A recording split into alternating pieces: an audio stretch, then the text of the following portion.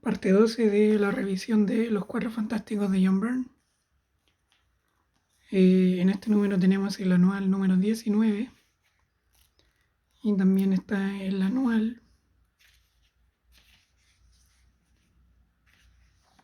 número 14 de Los Vengadores. ¿Por qué menciono los dos al mismo tiempo? Porque cuentan un crossover. Aquí se ve la perspectiva de Los Cuatro Fantásticos y aquí la de Los Vengadores. Cuentan la misma historia en algún punto. Aquí en el número de Los Cuatro Fantásticos tenemos, una introducción sin mucho diálogo, que son de las que a mí me llaman más la atención. Y luego, tenemos varias secuencias contadas sin tanto texto como se solía hacer un par de años antes en esta misma etapa. Y después llega un punto, esta historia tiene que ver con los Skrulls, llega un punto donde aparecen los Vengadores. Como se puede ver aquí. Aquí. Y en ese punto, todas estas escenas también están en el cómic de los Vengadores, con otro entintado y con otro dibujante, pero son las mismas puestas en escena. Esta página, por ejemplo. Aquí está cara de Skrull grande. También se pueden ver acá. El número de los Vengadores cuando se empiezan a cruzar los héroes.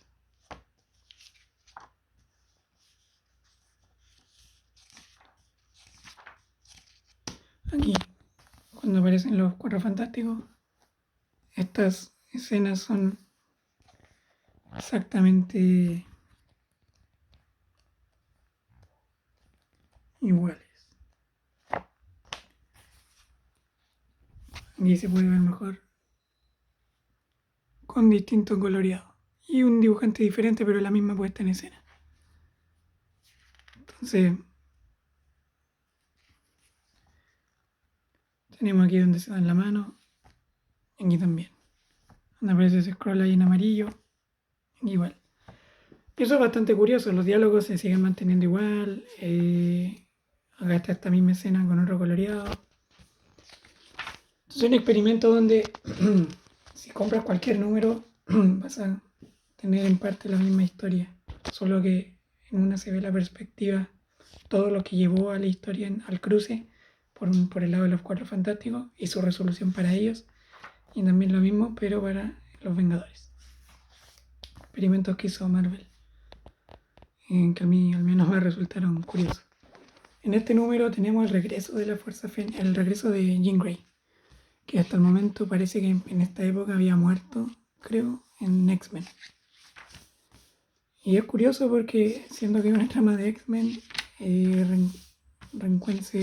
se rescata de aquí al personaje en la serie de los Cuatro Fantásticos. Entonces, me pareció curioso que Byrne ahí solo era dibujante, pero acá como guionista decidió traer de vuelta al personaje de Jean Grey. Es una historia que ocurre en un solo número y pasan muchas cosas para hacer un solo número. Es interesante, creo que si mal no recuerdo, los Vengadores la acogen. Y se aprovecha de mencionar que va a salir una nueva serie a la venta llamada X Factor, la que trae de vuelta al equipo original de Stan Lee, el época de Stan Lee. Luego ya en el número 287 con 288 tenemos por fin explicado y resuelto todo el tema que tiene que ver con Doom. Sue tiene nuevo corte de cabello, resulta ser un personaje que fuerte, de nuevo, ¿cierto? La revelación de que Doom estaba vivo, cómo fue que volvió. Y para eso las respuestas tienen que ver con el Beyonder, en el número 288, que como solía pasar antes, los primeros números, cuando las historias son de dos partes, el primer número es mera introducción y el segundo es ya la resolución, y usualmente se suele entender muy bien sin tener que leer los demás. Entonces aquí tenemos eso mismo que acabo de mencionar.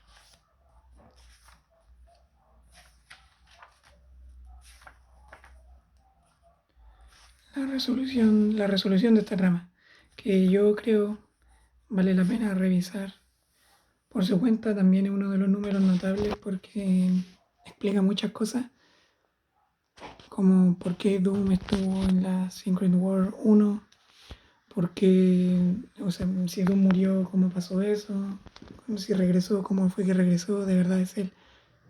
¿Cómo suceden todas estas cosas? Bueno, y el Beyonder también, creo que por fin logra ser humano, no recuerdo bien, pero eh,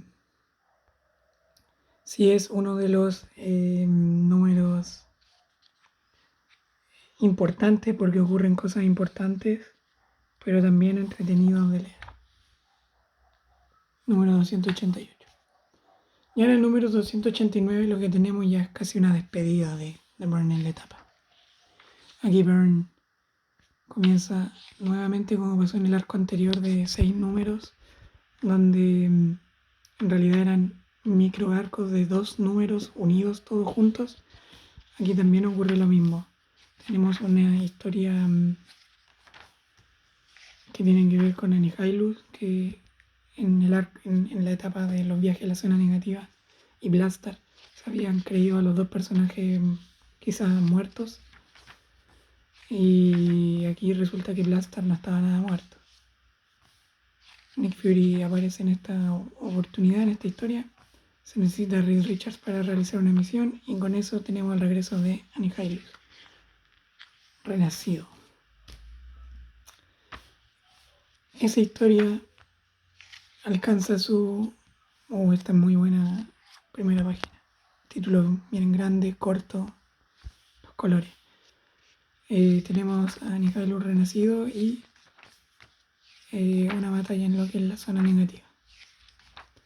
Las consecuencias de esta historia son catastróficas. Reed al parecer ha muerto y nuestros personajes al parecer están atrapados en 1936. Entonces aquí en realidad el tema de Nihilus se abrió y cerró en estos dos números.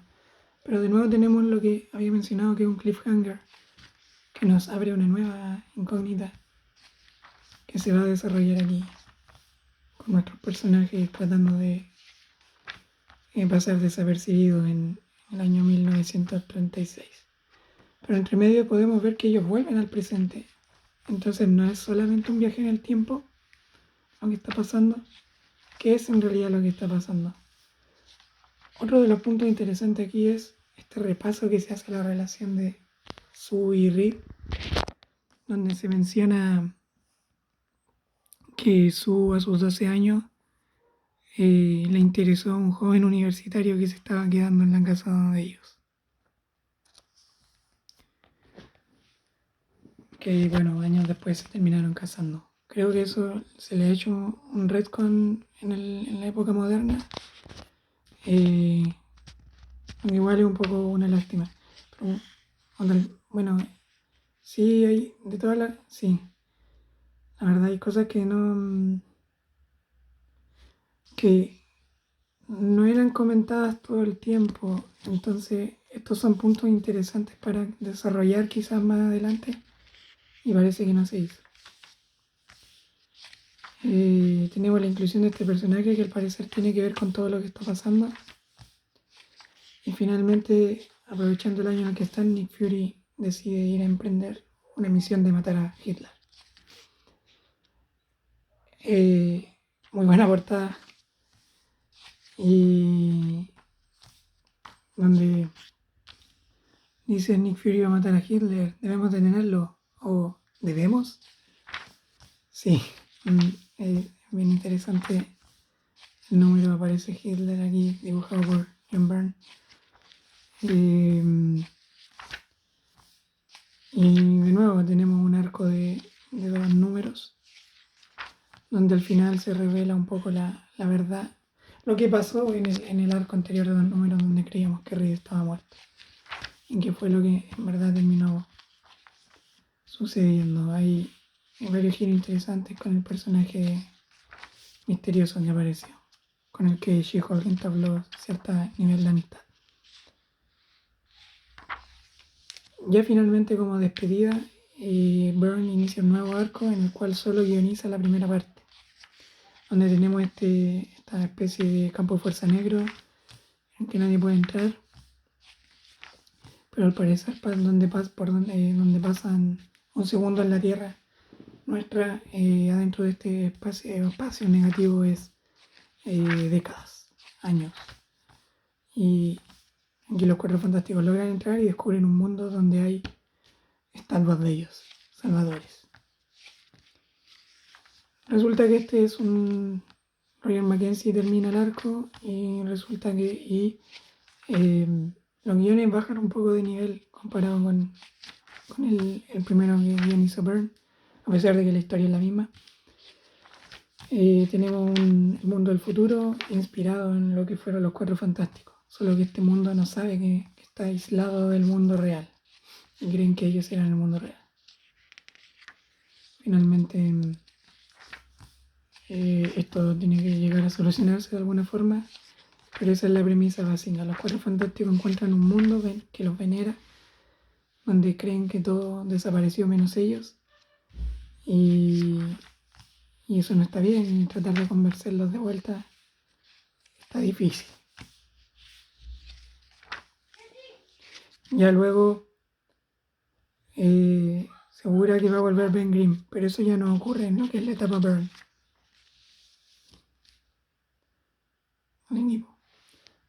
Ahora, como extras, lo que se trae aquí es una historia publicada, serializada en la revista Epic de Marvel, llamada La Última Historia de Galactus. Esto fue serializado de algunas 6 páginas y al principio parece protagonizada por Frankie, la ex de Jenny Storm.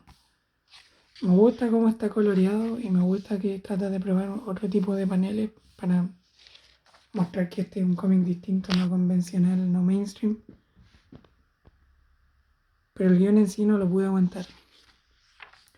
No tenía algunos elementos interesantes, pero los primeros capítulos y otros más sufren de colocar mucho texto que quiere ser como poético y es demasiado largo.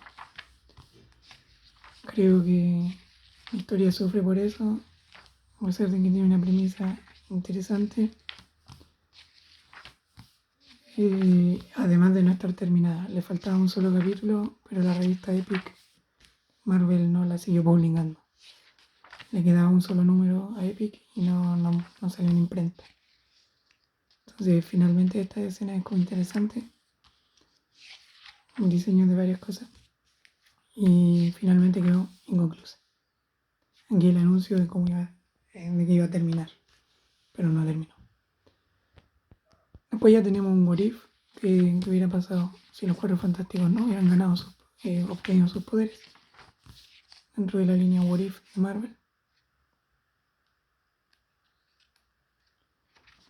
Tenemos este especial donde se cuenta el origen del amor con un estilo a los Kirby, algunos pin-ups a nuestros personajes, y luego ya hay también algunas humoradas. Esta es una sección de un número de la cosa, en donde la cosa está leyendo un número de la cosa y se enoja, entonces va a los cuarteles de Marvel a quejarse de John Byrne y los editores, contando que exageran algunas de las historias que en realidad no son tan así como fueron.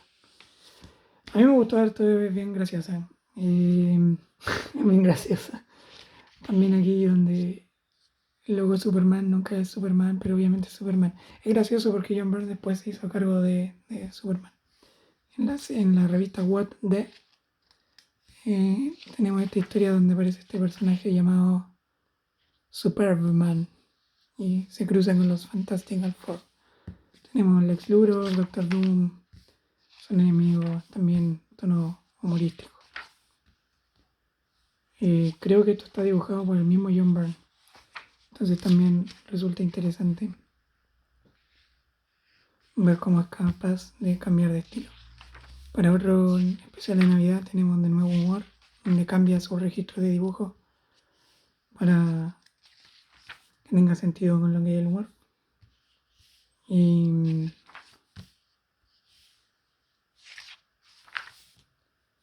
tenemos aquí, bueno, más especiales, Roast, los Cuatro Fantásticos se ríen de eso.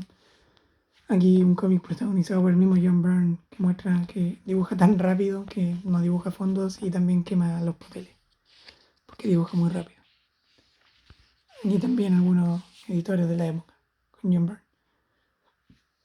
Ya luego tenemos diseños de personajes, portadas promocionales, entrevistas.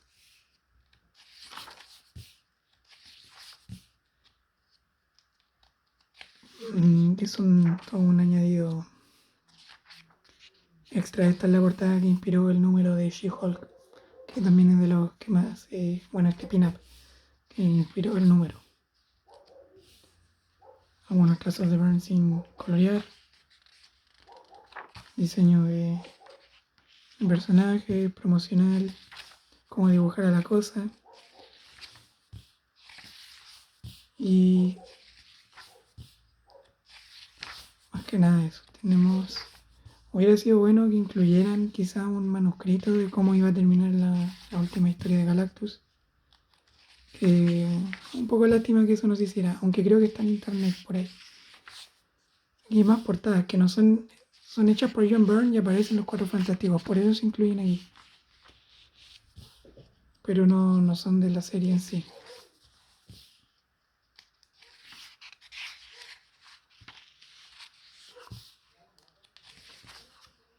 Marvel Fanfare y esta portada muy entretenida también. Para este número la mujer invisible usa nada más que un parche en el ojo. De humor. Bueno, no es humor jajajaja, pero es curioso. Algunas páginas con lápiz, páginas descartadas, que también dejan ver un poco el trabajo de John Byrne.